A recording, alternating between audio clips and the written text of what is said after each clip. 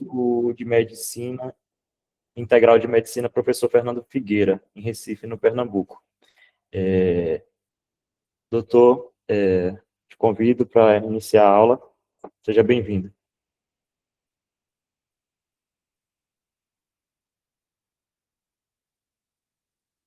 Doutor Matheus, escuta.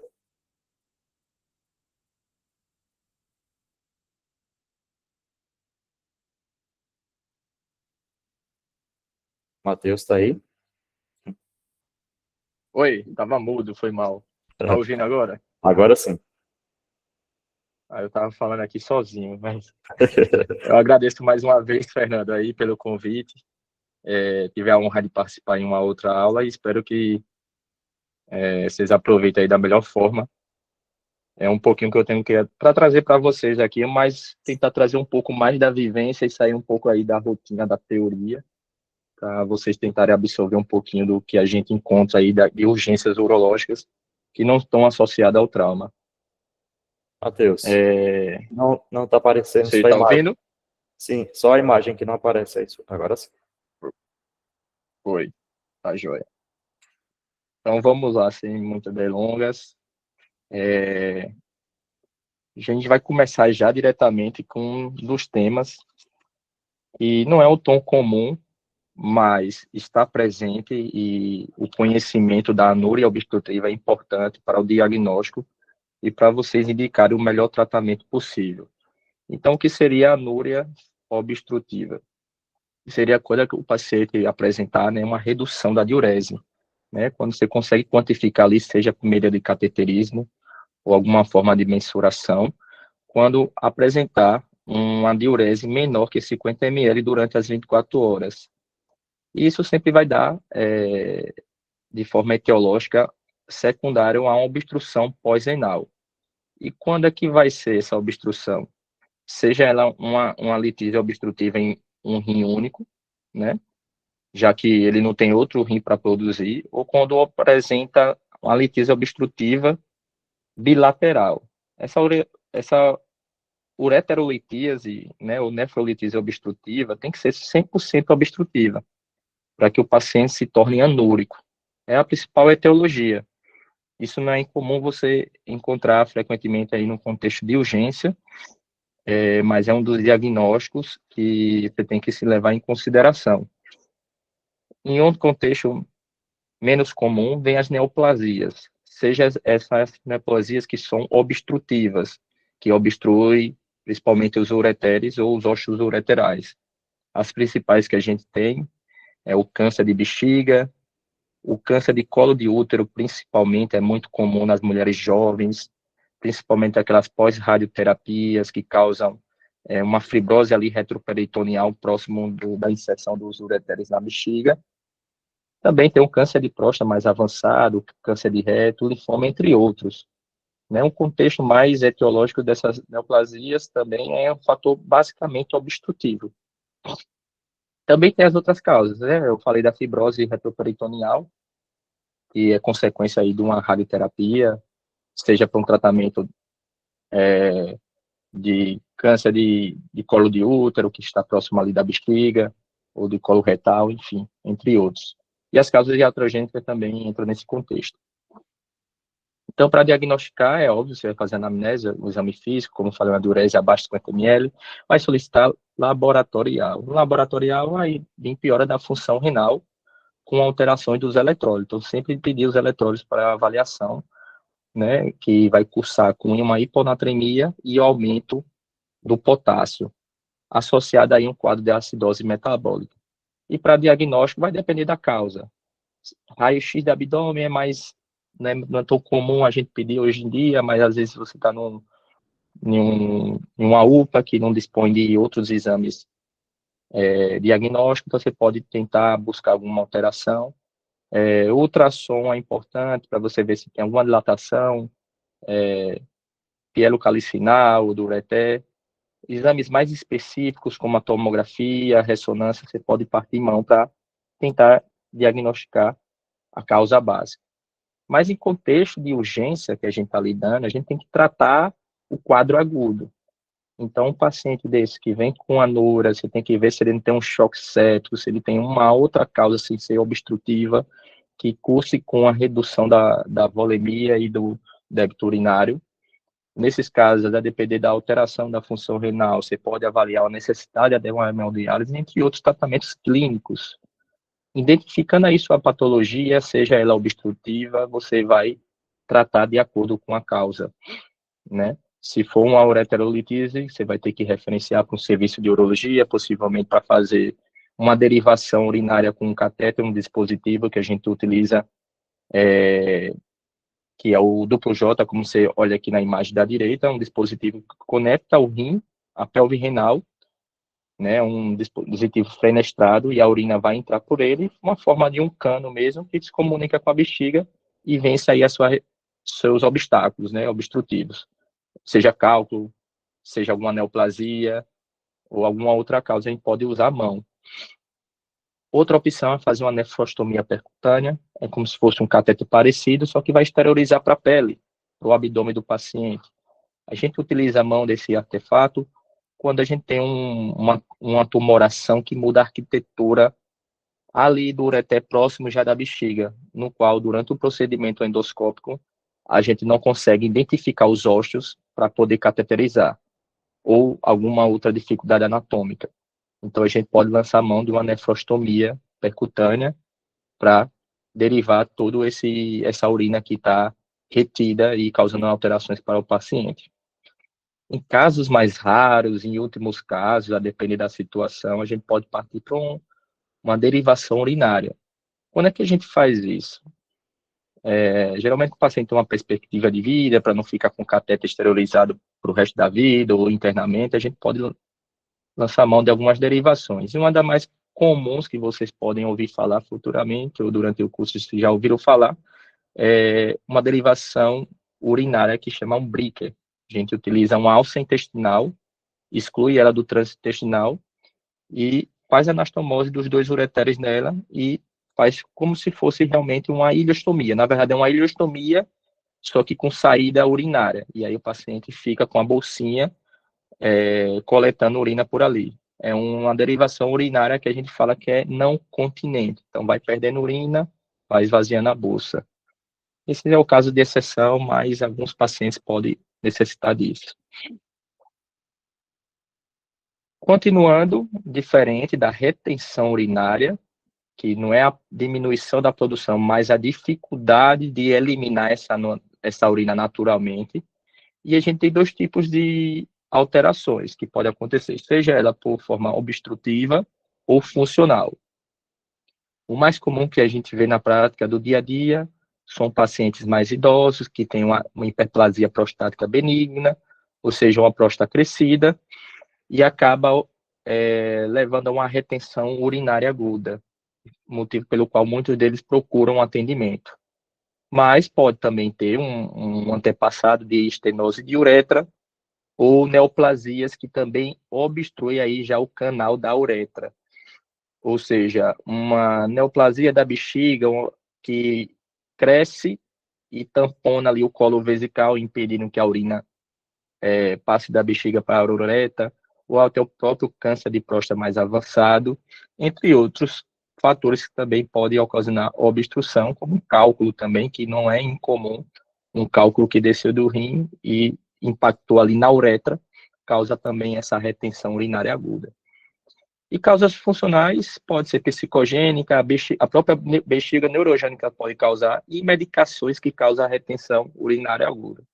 Então, tudo isso é importante você ter conhecimento para, na hora de coletar uma história na anamnese, você poder oferecer o melhor tratamento para ele, ao paciente. Então, qual é o quadro clínico? É aquela dor intensa, tá? É uma dor muito intensa, não sei se alguém já passou muito tempo sem urinar. A dor é muito pior do que essa. Então, não é incomum a gente receber o paciente com retenção urinária aguda e o colega está passando morfina e reclama com a gente porque já fez morfina, o paciente não melhora. E não vai melhorar mesmo, porque o problema dele é a retenção, né? A bexiga se distendendo cada vez mais e causando essa dor. Só vai aliviar assim que a gente desobstruir. Associada à dor, pode vir um desejo miccional, o paciente fica muito agitado pelo quadro álgico, ansioso, pode ter incontinência paradoxal. O que seria isso? A bexiga vai enchendo, né? A gente tem uma capacidade aí de 300 a 500 ml, ela enche mais de 1 litro, que acaba por pressão e transbordamento, acontecendo o que a gente chama de incontinência paradoxal. Isso tem que ficar muito atento, porque alguns pacientes, principalmente aqueles que são mais desorientados, vai falar, não, doutor, estou urinando bem. E quando você for ofertar o tratamento, ele vai falar, não, a urina está saindo, não preciso do tratamento. Então, palpe o paciente, faça anamnese, sinta ali na região hipogástrica se tem um globo vesical palpável. É o que esse exame físico é dificultado quando o paciente tem uma carga adiposa elevada, mas você pode lançar a mão de alguns recursos, né? Se você tem dúvida se está com bexigomo, no caso, você pode solicitar ultrassons de verificar se a bexiga está repleta de urina ou não. E como eu falei, o exame físico completo, né? Além do exame físico, você pode verificar a genitália, às vezes pode ser só uma estenose da uretra navicular, da fossa navicular. Então, avalia. Na mulher, avalia se tem alguma carúncula, se tem uma tumoração ali próximo das vulvas que pode estar causando obstrução. E o exame do toque também você pode realizar para investigar algumas massas ou algumas alterações prostáticas ou retais que estejam justificando uma obstrução nesses pacientes. E aí, o que vocês mais precisam saber? Eu acho que de retenção urinária aguda, esse slide é o mais importante, que brevemente vocês estarão atendendo no contexto de urgência. Então, sempre fazer o cateterismo vesical. E aí vem sempre a dúvida, quando é que fazer o de alívio, quando é que fazer o demora? Depende da sua anamnese. Se você descobriu que a causa era um cálculo na uretra e você passou uma de alívio e desobstruiu, está resolvido, desde que esse cálculo não venha passar novamente e impactar na uretra. Mas o paciente que você admitiu, viu que o problema dele é uma hiperplasia prostática, a próstata é muito grande, você vai passar de alívio e depois vai liberar esse paciente, certamente ele vai desenvolver uma nova retenção. Isso é muito comum, isso aconteceu até com o pai de um amigo essa semana, no qual ele me ligou, que ele estava num contexto de urgência, a primeira retenção urinária dele, ele não tinha histórico sabidamente conhecido de hiperplasia, aqueles pacientes típicos de homem, né, que não procura atendimento só quando tem algum problema.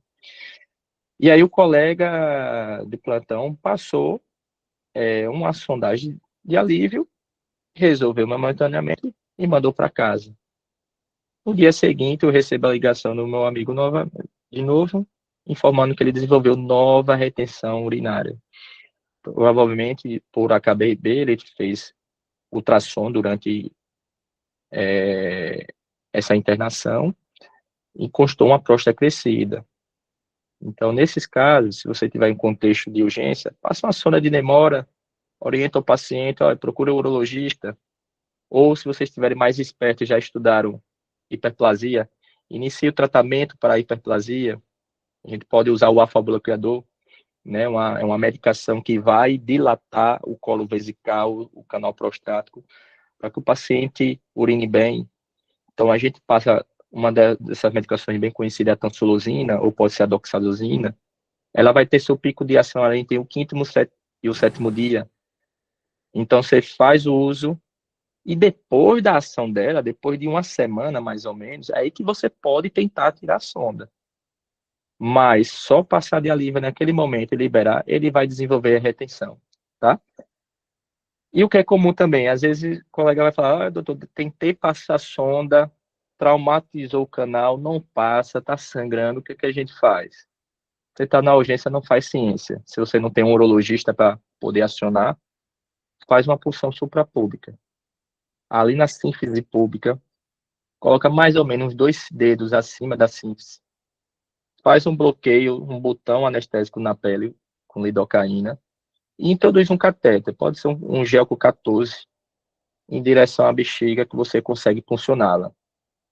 Você funcionou igual a gente faz uma paracentese, toracocentese, funciona, tira a agulha, deixa só o gel e conecta um equipo de soro, que aí você vai tirar o paciente da urgência, ele vai aliviar as dores, você não vai precisar ficar dando morfina cada vez mais, e resolve, pelo menos, a urgência até você conseguir encaminhar para um serviço de especialidade, tá? E a cistostomia suprabúbica aberta é aquela que a gente faz mesmo uma incisão, pode utilizar, como aí mostra na foto, um trocáter, ou cirurgicamente, e a gente introduz o mesmo uma sonda de Foley, e aí é que esse procedimento fica mais restrito aos cirurgiões e urologistas. Mas, para vocês que irão atuar futuramente como médicos generalistas, o cateterismo vesical tem que estar dominado e, se possível, também as punções suprapúbicas para alívio do paciente.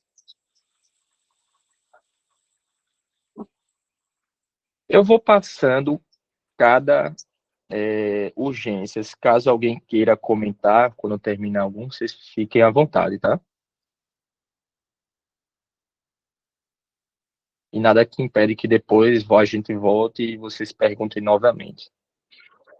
Escroto agudo. Escroto agudo é uma das principais causas, se não uma das mais comuns no contexto de urgência, certo? O que é? Seria um quadro doloroso, súbito e de forte intensidade, que pode estar acompanhado ou não de sinais inflamatórios, certo? As principais causas são causas infecciosas, a própria torção e causas traumáticas. A mais comum, que a gente vê no dia a dia, é a torção testicular. Mas também a gente tem que levar em consideração outros diagnósticos, como a torção do apêndice testicular, tá, gente? Fixe isso porque tem diferença. Torção do apêndice testicular não é a mesma coisa de torção testicular. Eu vou mostrar depois o que é. Mas não é incomum enviar paciente para a gente como torção testicular e o exame mostra que é do apêndice testicular. Os colegas às vezes confundem bastante. Os outros casos, como orquiepididimite, próprias hérnias inguinais, causa dor testicular, um escroto agudo, e também não é incomum mandar a hérnia para o urologista como um escroto agudo, e na verdade não é um escroto que tem alguma alteração. Na verdade é uma hérnia que foi mal diagnosticada. Outras causas, como hematocele e vasculite, também pode estar associada, mas em menos prevalência. Vamos falar da orquiepididimite, que é muito comum, né? Geralmente está associada àquele adulto jovem, secundário, geralmente, alguma infecção, seja ela do trato urinário, ou o paciente apresentou alguma uropatia, tem algum contexto aí associado, jovens, principalmente porque tem relações sexuais desprotegidas. Então, para esses pacientes mais jovens, sempre tem ideia do agente etiológico, a gonorreia, o gonito. Idosos, geralmente, são as enterobactérias, a E. coli é mais comum, mas pode ser a Pseudomonas, e criança, você nunca pode deixar de investigar a cachumba, né, que causa aquele quadro típico de escrotalgia, tá? O quadro clínico. Se for para gravar um slide, grave esse, que é o importante, e os colegas clínicos têm muita dificuldade de entender isso. Mas, geralmente, o quadro é isso. O quadro é muito típico. E o mais importante, além de ser uma dor típica, geralmente o paciente vem um quadro mais arrastado também. Se ele não chegar de imediato para você, nas primeiras horas da dor, eles vão chegar com 2, 3 dias depois. Então, é um quadro que o paciente vai também associar com outros quadros urinários, como polaciúria, disúria, vai ter um edema importante da bolsa escrotal, pode ter febre associada, tá? O reflexo cremastérico, ele geralmente é positivo. Dificilmente o pessoal faz isso na prática, mas se você fizer, é um reflexo típico, você consegue identificar. Basicamente, ali na face medial da coxa, você faz um estímulo nervoso, e aí você aciona a parte sensitiva do nervo ilioinguinal, e ele vai mandar uma resposta motora através do gênito femoral, fazendo com que o testículo se eleve. Se esse reflexo é positivo, ele é presente, então isso indica que pode ser um orquiepididimite, diferente da torção testicular. Porque às vezes a torção acaba inibindo esse reflexo. E o sinal de Prem? O que é o sinal de Prem? É quando, ao elevar o sacro escrotal, certo? Você suspende ele, pode ser com a mão, o paciente vai referir melhora da dor. Já na torção testicular não acontece melhora da dor, pelo contrário, a manipulação às vezes piora. E o ultrassom, quando disponível nesses casos, ele vai mostrar um fluxo ali presente ou aumentado devido ao processo inflamatório. Então, tudo isso tem que estar em mente no diagnóstico da orquiepididimite. Se você tem um quadro desse típico, não tem para que você chamar um urologista ou transferir esse paciente para demorar o tratamento. O diagnóstico, como fala aí no slide, é clínico, certo? Então, você vai orientar o paciente a ficar de repouso. Nessas lojas de material médico, vende suspensório escrotal. Se o paciente não tiver condições, você orienta a usar uma sunga ou uma cueca bem apertada para suspender bem, que só isso já alivia a dor. Pode fazer termoterapia e iniciar as medicações anti-inflamatório, analgésico e antibiótico terapia. Para os pacientes jovens, como eu falei, a gente trata parecido como trata ISTs, né? Pode ser ceftriaxone ou cipo associada à doxiciclina ou azitromicina também a gente pode levar em consideração. Mas se o paciente é idoso, não tem relação, não vida ativa ainda sexual, você pode utilizar um levofloxacino ou ciprofloxacino, certo? E aí a torção testicular, que aí é onde vem as dúvidas e a confusão nesses dois diagnósticos. Então, o que a gente tem que lembrar da torção? A gente não vai lidar tanto com as crianças, mas existem dois picos ali até os 3 anos de idade, onde vai ter uma maior incidência, e depois na adolescência. São os picos, mas nada que impede que um adulto jovem também possa vir a ter. Então, todos aqueles sinais daquele slide, do sinal de PREM, do sintomatologias associadas, tem que estar tem que estar na sua investigação. Por quê? Porque se você perde a viabilidade testicular, se você não age em tempo, você vai acabar afetando a função reprodutiva e hormonal desses pacientes. E aí o maior problema que a gente tem no mundo em si, e também aqui no Brasil, eu não sei a realidade no Paraguai, mas eu acho que deve ser parecida, é em relação ao retardo no diagnóstico. Principalmente como acomete jovens, né, adolescentes, eles vão sentir ali a dor, acaba tendo vergonha de conversar com seus pais sobre a exposição, né, do órgão genital e acaba segurando a dor. E muitas das vezes que o paciente vai relatar isso para a mãe ou para o pai, os pais sempre associam se foi alguma pancada, algum trauma, e acaba retardando o diagnóstico e o seu possível tratamento. Além do mais, que existe um grande problema nos fluxos de atendimento desses pacientes, principalmente também na orientação médica a respeito de como você vai conduzir esse doente. Resumidamente, o que acontece? O paciente chega com dor testicular, às vezes o colega não faz todas aquelas perguntas e exames necessários, fica na dúvida, acaba solicitando ultrassom, que muitas das vezes não tem no serviço, muitas das vezes precisa ir para outro hospital fazer o exame e depois retornar, e toda essa dinâmica acaba demorando uma possível transferência para um especialista para a resolução do quadro. Então, o que eu sempre digo, o tempo é testículo. Quanto mais tempo com torção, mais chance o paciente tem a ter perda da viabilidade testicular. E como a etiopatogenia é nada mais do que uma frouxidão ali dos ligamentos que fixam os testículos, a túnica bugina. Então, quando ocorre a torção, ela pode ocorrer uma torção dando uma volta 100% 300 graus, ou girar até 3 vezes no eixo. Após cada torção dessa, vai ocorrer uma obstrução aí do fluxo, tanto venoso quanto arterial. E como eu falei, tempo é testículo. Então, quanto mais o tempo e o grau de torção, maior a obstrução e maior a destruição dessas células testiculares, e aí leva à necrose. Então, o que a gente tem que estar atento? Olha a importância da gente não retardar o tratamento. Que durante as 6 primeiras horas, a gente tem uma taxa de resolução em quase 97%, quase 100%, digamos assim, né, pessoal?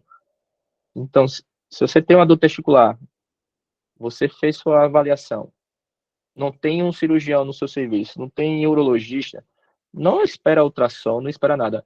Encaminha para o serviço mais próximo. Aciona com urgência o transporte. Muitas das vezes a gente acaba fazendo coisas erradas, né?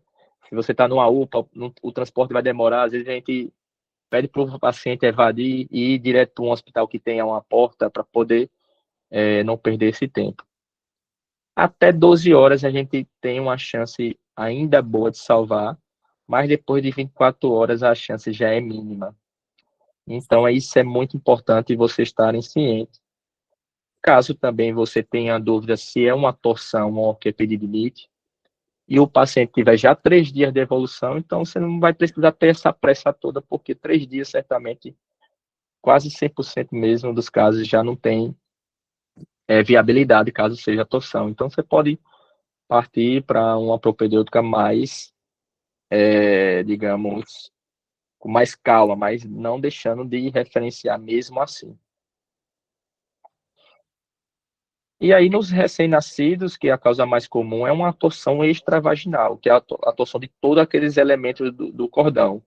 É quando essa torção vai ocorrer durante ali a descida do testículo no período perinatal. E antes dele começar a ter sua fixação. Então, ele desceu e girou todo o elemento. E aí causa um tipo de torção. É o menos comum, mas está mais associado aos recém-nascidos. Já nos adolescentes e adultos, a torção é intravaginal, que é uma torção só do, do, dos elementos do cordões. E aí a túnica fica intacta e acaba ocasionando uma alteração que a gente chama de aspecto de balado de um sino, como aqueles sinos de igreja. E aí, como eu falei, é mais comum nas crianças e adolescentes. E qual é o quadro clínico? É uma dor súbita. Gente, é uma dor que parece que é a dor da gestante parindo. É o homem parindo. É uma dor que ele grita, posição altálgica, e é uma dor muito intensa, muito intensa. E ele vai referir apenas de um lado, né? Lembrando que a orquipedilite pode ser unilateral, mas pode ser bilateral. A dor é mais a manipulação e tudo mais da orquipedilite, já na torção, ele está ali sussurrando de dor quando é nas primeiras horas. Quando se passa muito tempo, 2, 3 dias, um dia de evolução da torção, a dor tende a diminuir, e isso gera um quadro de difícil diagnóstico, tá? Pode estar associado a náusea e vômito, e geralmente tem uma irradiação para a região lombar inguinal, por conta da estimulação nervosa. E aí a gente faz aquela comparação. O reflexo cremastério você pode fazer, não vai estar ausente, o testículo vai ficar intacto, não vai mexer. Nesse caso, agora tem um sinal importante. Tudo isso cai em prova, de vocês vão fazer revalida, prova de residência, tudo isso é o que mais cai dessa parte da urologia. Sinal de anjo presente, o que é isso? É a horizontalização, como mostra aí na imagem, na segunda imagem, o testículo fica horizontalizado, certo? E aí você verifica mesmo a elevação e a horizontalização do testículo, que se chama sinal de anjo. É muito característico quando você consegue diagnosticar nas primeiras 24 horas. A deformidade baralicina, como eu falei, que é esse aspecto horizontalizado, e ele não tem sintomas urinários, como a orquipedidimite, que pode apresentar disúria, polaciúria. O paciente não vai referir esses sintomas. Mais uma vez, não precisa de ultrassom, nenhum exame, gente. O diagnóstico é clínico, tá? Tratamento, cirurgia, na dúvida, cirurgia. É usado é basicamente isso. Ah, mas vou. Não. Cirurgia. Ah, mas ele. Não. Caminha. Você fez a anamnese, os sintomas estão clássicos, igual tá nesse slide aqui que a gente falou. Não perde tempo, não perde tempo. A não ser que, salvo exceções, tá? Isso é para prática e não para provas. Na prova você nunca vai pedir ultrassom, certo?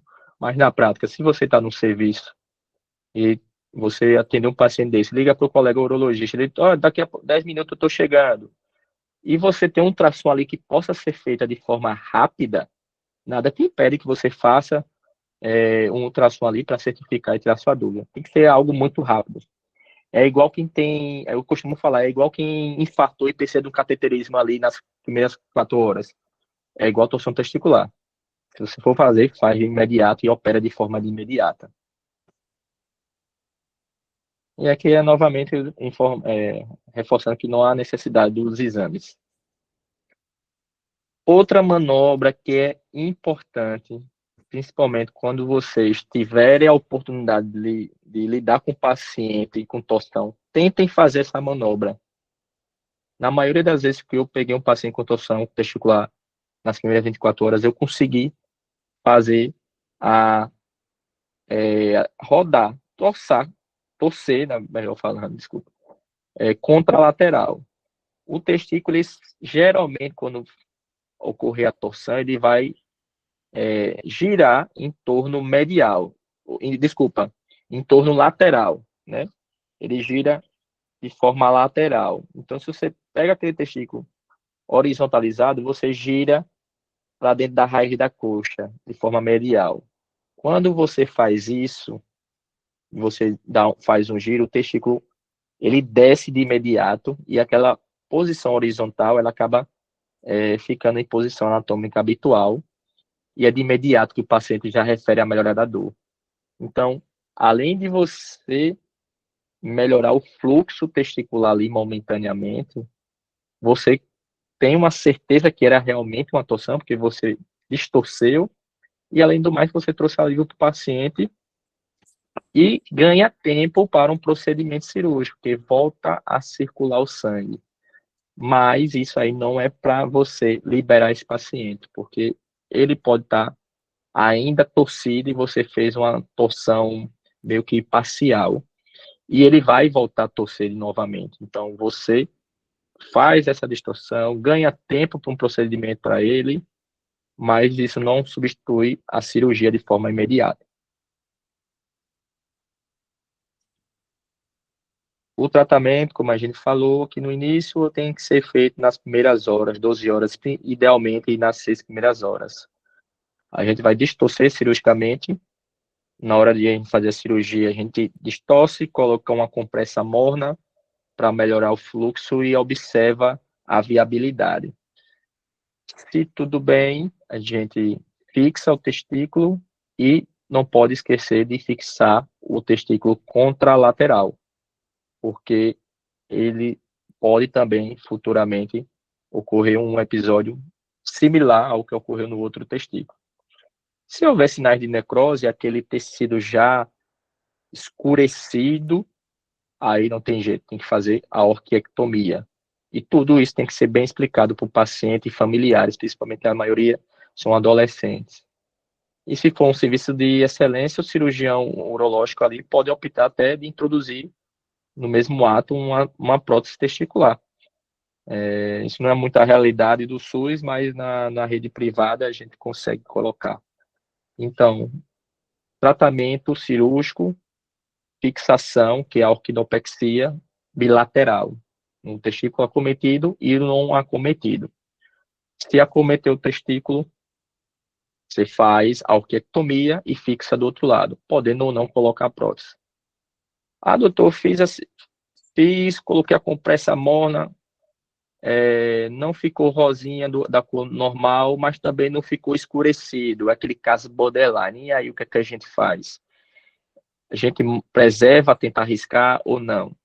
Isso aí é o assunto mais debatido na parte da urologia, porque se você preserva, se você dá uma chance ao paciente, você pode preservar todo o aspecto funcional do testículo.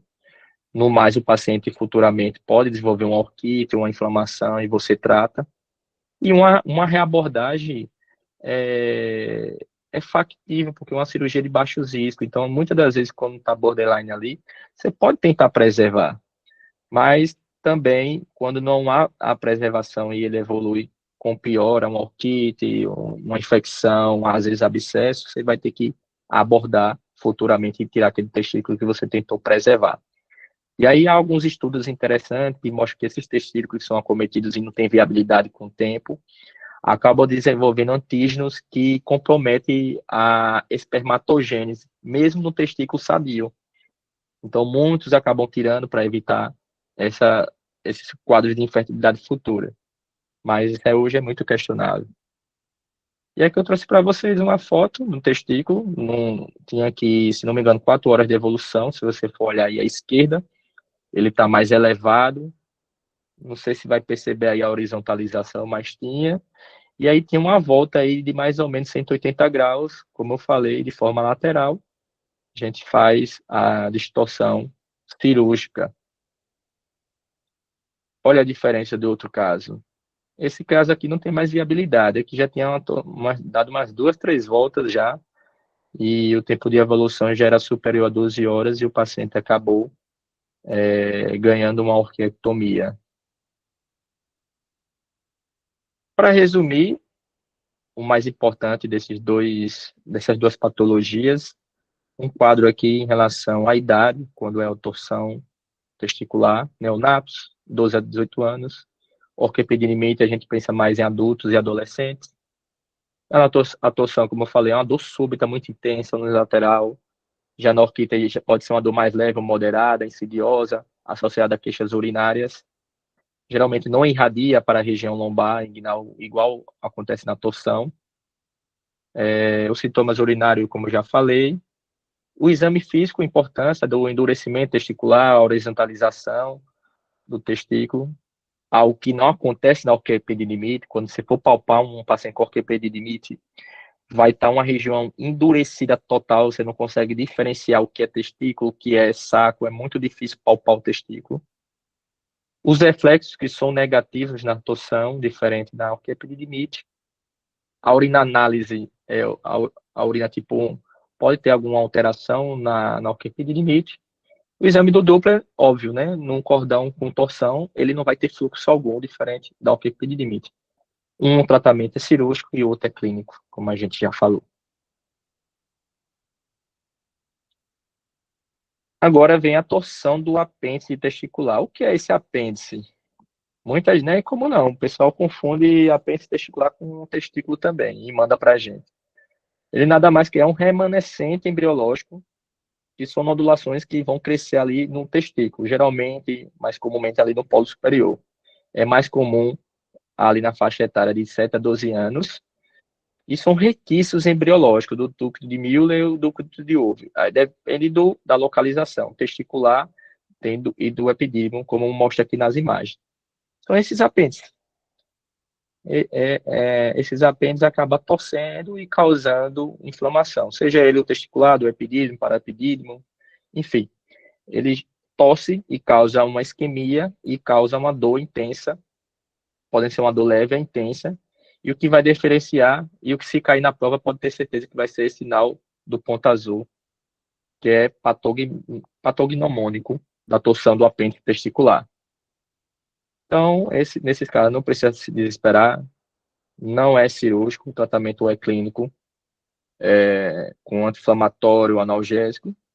E se aquele caso ficar borderline, você está na dúvida, não tem ultrassom, ou ficou na dúvida, seja na orquiepididimite, referencie por urologista, é melhor.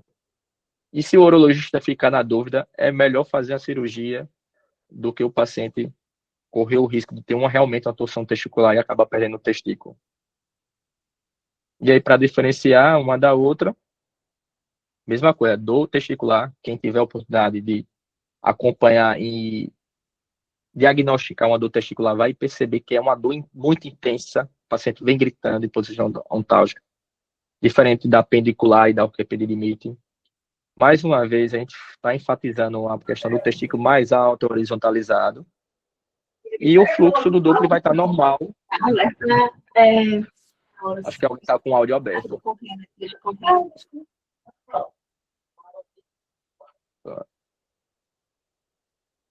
Certo. Aí, outra urgência urológica que a gente vai comentar é o priapismo. O priapismo é uma patologia muito comum, tá? E ela vai se definir um paciente que vai apresentar ereção prolongada e dolorosa acima de 4 horas, tá? Qualquer tipo de ereção que não passa e que apresenta dor acima de 4 horas, a gente considera isso um priapismo. E não depende de estímulo sexual, orgasmo ou nada. Simplesmente teve, ou teve relação, ou teve desejo, ou não teve, pode acontecer. Os picos, na faixa etária dos 5 a 10 anos, que está mais associado com as anemias falciformes, e nos jovens adultos, principalmente agora na moda de usar as tadalafilhas da vida, a gente encontra aí muitas causas farmacológicas no nosso dia a dia. Importante saber diferenciar qual a causa do priapismo, porque uma é uma urgência urológica e a outra não é.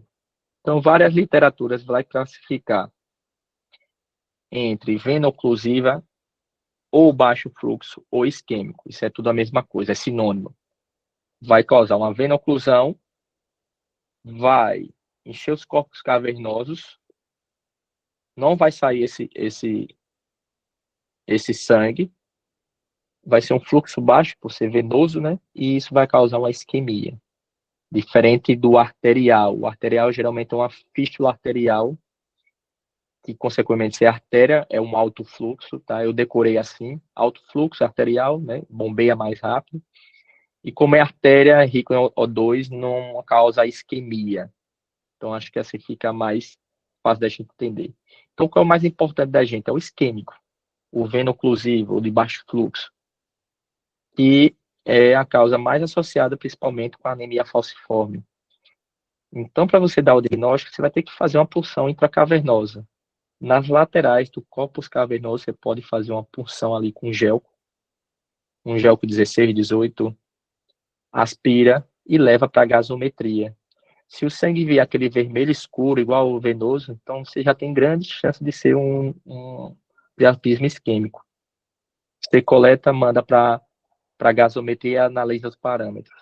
E os parâmetros vão vir como se fosse uma hipóxia e uma acidose tecidual. E causa dor, causa muita dor. O paciente vem com muita dor, a glande do pênis geralmente não está edemaciada, ela está mais flácida, e apenas acontece a rigidez ali do corpo cavernoso.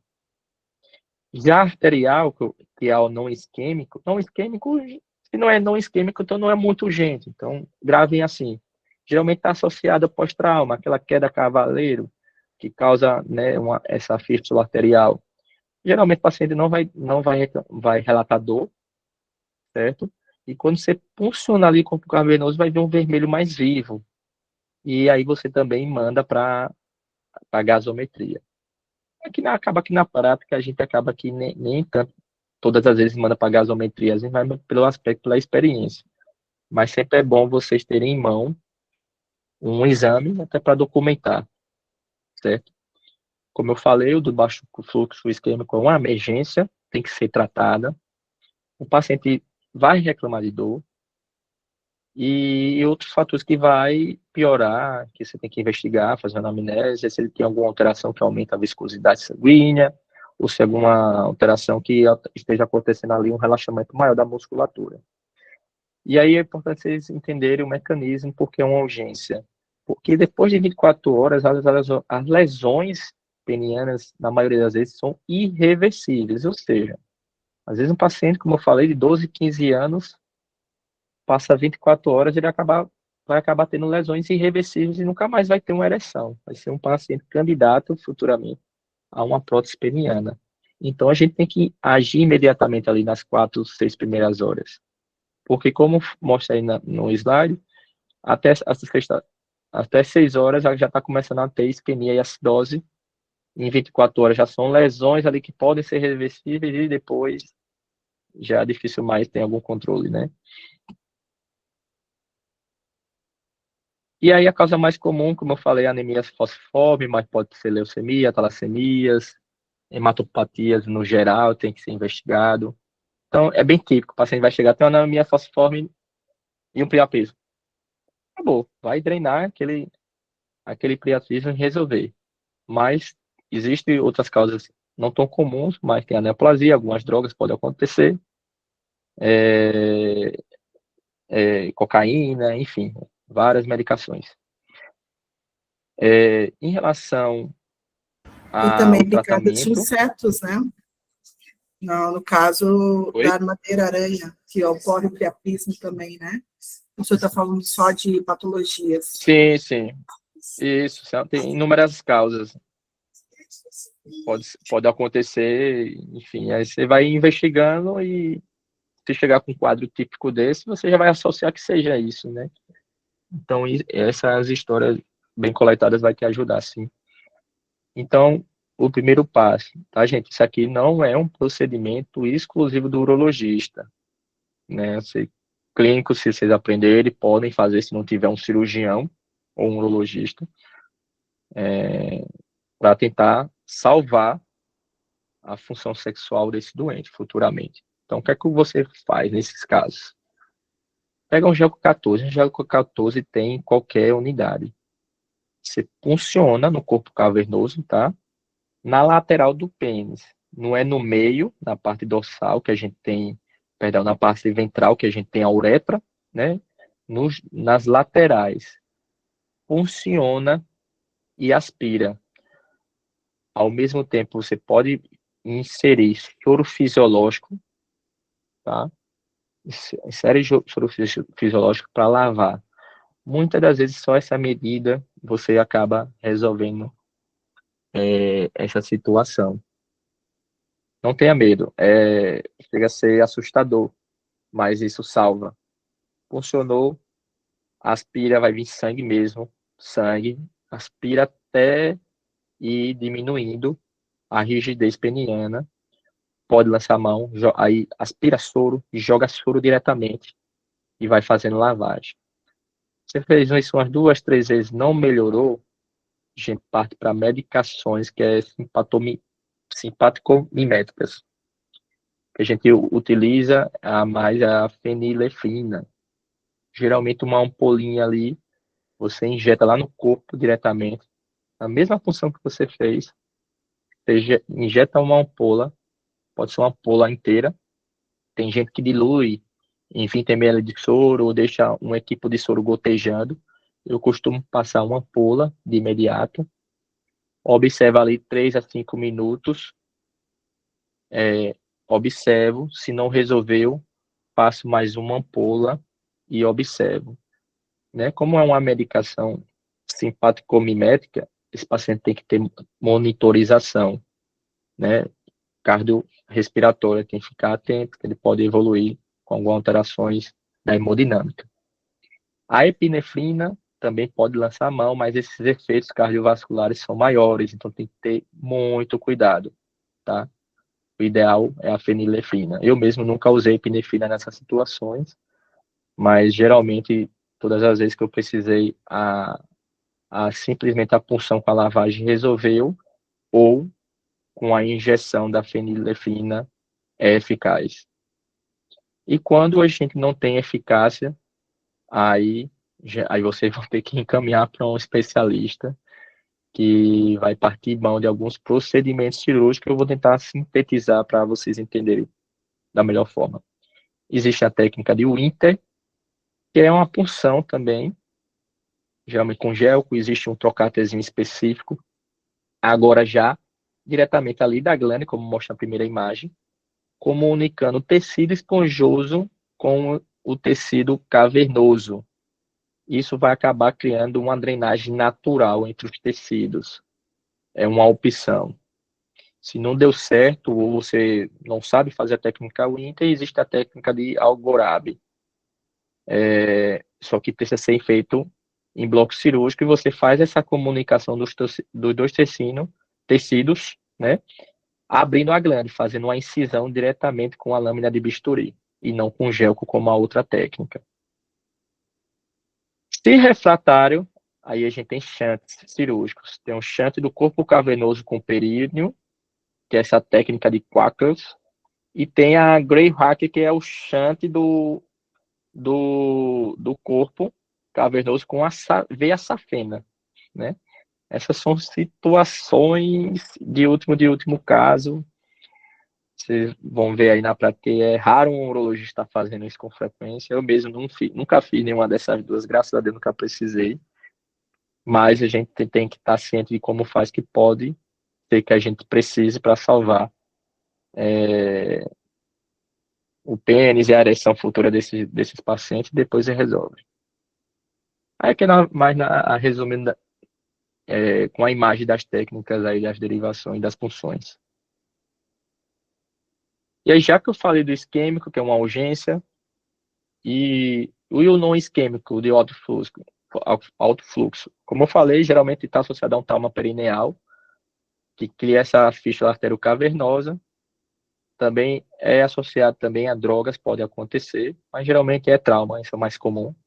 Não é uma emergência, o paciente não vai ter dor, então o que você vai fazer é tratamento observacional com sintomáticos, tá? E se nesses casos, mesmo assim, você ofertar os tratamentos e o paciente ainda permanecer, aí você vai ter que encaminhar geralmente para um cirurgião vascular, uma hemodinâmica, para fazer uma embolização dessa fístula, ou até mesmo uma ligadura cirúrgica.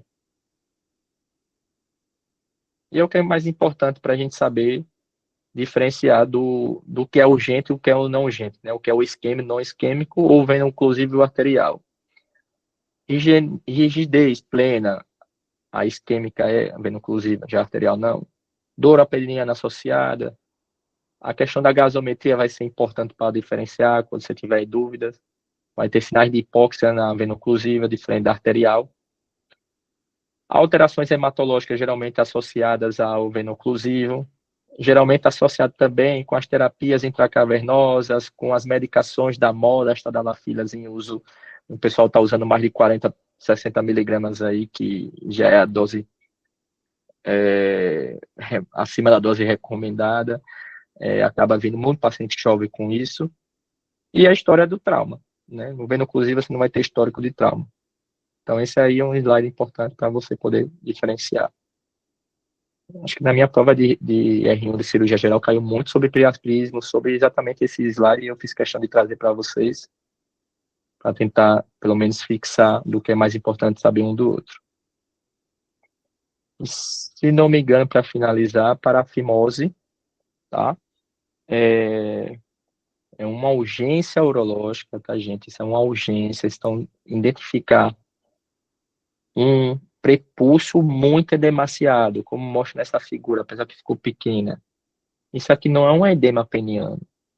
Tá? Eu faço plantão aqui de sobreaviso e o médico clínico ele faz o atendimento inicial e aciona a gente. Quando é torção, urgências mesmo que precisam ser imediatas, como a gente falou, né? Torção, priapismo, entre outros, a gente é acionado por telefone para ir imediatamente para o hospital. Mas a parafimose também é uma urgência que precisa ser resolvida. Essa região edemaciada aí, abaixo dela tem um anel que faz uma constrição importante, igual o mecanismo de uma hérnia. E esse anel vai comprimindo a irrigação da glande, podendo chegar até necrose, se não for resolvido imediatamente. Mas, assim, como eu falei, vivências da prática médica e clínica. Se tiverem a oportunidade de acompanhar um urologista e acompanhar um quadro de parafimose, você vai ver que não tem mistério para fazer uma redução manual. Então, no seu primeiro atendimento, você pode tentar fazer uma redução e resolver a vida do doente. Não precisar esperar um especialista passar para resolver. Então, ele vai vir com a dor, edema e pode apresentar uma isquemia aí da porção distal. E aí já é um caso já mais avançado. Geralmente esse paciente vai informar que já tinha uma fimose antes, ou que foi após um ato sexual, masturbação, seja o que for, algum traumatismo, e depois vai evoluindo com edema e chega nesse ponto. Então, o que que a gente faz? Igual nessa foto, você segura o pênis e empurra contra esse anel fibrótico a região da glande para vencer a resistência. O objetivo nessa manobra é fazer com que a glande retorne e seja recoberta totalmente pelo prepúcio. Fez isso, você resolveu a vida do paciente. Ele vai desinflamar o pênis. Você passa anti-inflamatório, analgésico para desinflamar, compressas com água gelada, o gelo sutilmente na região que ajuda a desinflamar. Mas, se na ocasião estiver muito edemaciada e dói muito, gente, o paciente reclama muito de dor. Se você não conseguir, você pode fazer um bloqueio anestésico peniano, certo? Aí um bloqueio, para quem não viu, você faz um bloqueio, pode ser com lidocaína, circunferenciando a base do pênis e acima ali na base do pênis, até ele não sentir dor, e aí você empurra com gosto mesmo, e você consegue reduzir. Mesmo assim, não conseguiu êxito, aí a gente parte para uma dorsotomia, uma postostomia, a gente faz a incisão na parte dorsal do pênis, fazendo a incisão justamente no que está fazendo essa contração, que é no anel fibrótico. Assim que a gente rompe esse anel fibrótico ali no prepúcio, você vai conseguir fazer a redução e resolver para posteriormente esse paciente realizar um procedimento definitivo, que seria a cirurgia da circuncisão e parafimose. E lembrando que mesmo que você resolva através da manobra manual, você encaminha esse paciente de forma eletiva para uma avaliação urológica, que possivelmente ele vai desenvolver novos quadros e precisará fazer a cirurgia da circuncisão. Então, gente, é isso. Eu tentei sintetizar assim, os principais tópicos das urgências urológicas não traumáticas. Eu acho que daria 2 aulas se a gente fosse destrinchar cada uma delas mais aprofundado, mas tentei trazer conceitos básicos do que deve ser feito pelo atendimento inicial e quando vocês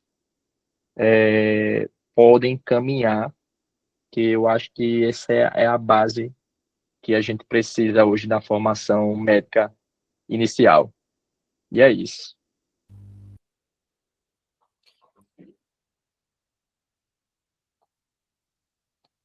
Só retornar Alguém aqui. quer tirar alguma dúvida? Quer fazer alguma pergunta? Alguém tem alguma dúvida para o doutor Matheus, pessoal? Se alguém tiver algum questionamento, pode abrir seu microfone, o doutor está à disposição.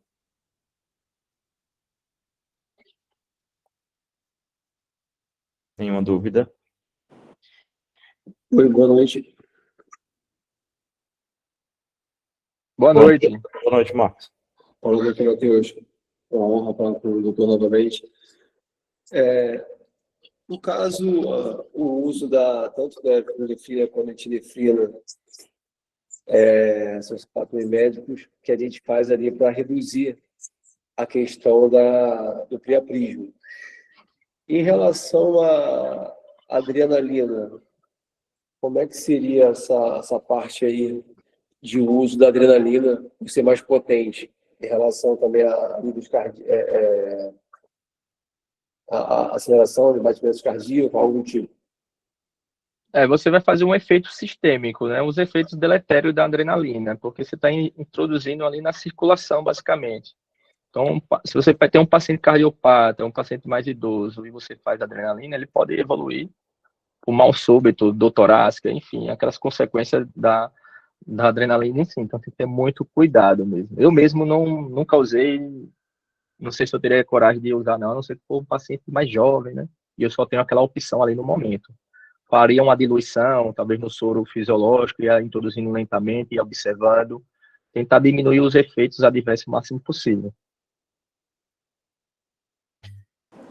Sim, eu falo isso porque até mesmo em relação ao tempo de vivência que eu tenho nessa área, tanto da urologia quanto da andrologia, trabalhei com muitos médicos, a gente, na área de reversão de priaprismo, né? No Rio e São Paulo. Sim. Então, a gente, em pacientes, como o doutor relatou, pacientes mais jovens, a gente colocava 10 UI de adrenalina diluída com soro, para completar 1 ml, 90 de soro fisiológico, e ela era muito bem aceita para a reversão do priaprismo. Então, a gente, por isso que essa minha persistência nessa pergunta, porque a gente conseguia reverter muito priaprismo por conta disso, né? Vocês deixavam gotejando no equipo, não é isso? Não, a gente já fazia... Já ia injetando, já ia injetando. Já ia injetando, justamente.